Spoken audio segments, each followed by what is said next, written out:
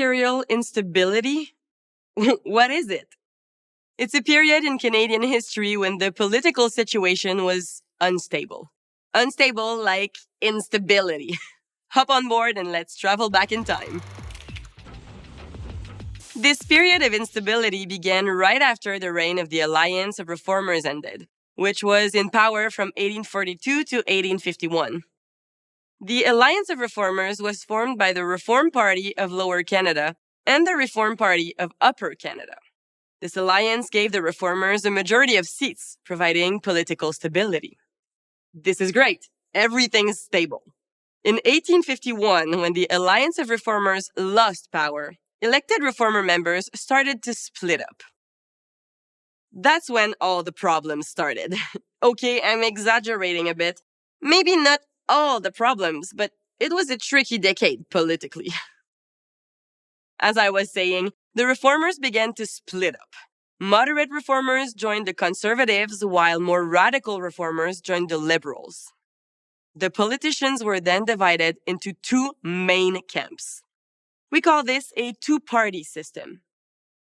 Two parties were the Conservatives and the Liberals. But don't think of them as the Liberals and Conservatives of today. It's not the same crowd. This is before. We're talking around 1850. There were the Conservatives on one side, formed by the Blue Party in Lower Canada, and the Tories in Upper Canada. As for the Liberals, they had the Red Party in Lower Canada and the Clear Grits in Upper Canada. Right. Now we're getting into the heart of the matter. The problem with this division into two factions was that a party needed a double majority to form a stable government. Being stable sounds great, sure, but what does a double majority actually mean? It means that a party needed to hold a majority of seats in both Lower Canada and Upper Canada. Let's take the Conservative Party as an example. To get a double majority, the party needed a majority in Upper Canada and in Lower Canada. So the Tories and the Blue Party both had to hold the majority of votes. Sounds easy on paper, but what happens if a party doesn't get a double majority? Well, imagine you want to get a law passed and you don't have a majority of seats. Members of the other parties probably won't vote for your bill. Not a great spot to be in. So, what about this ministerial instability?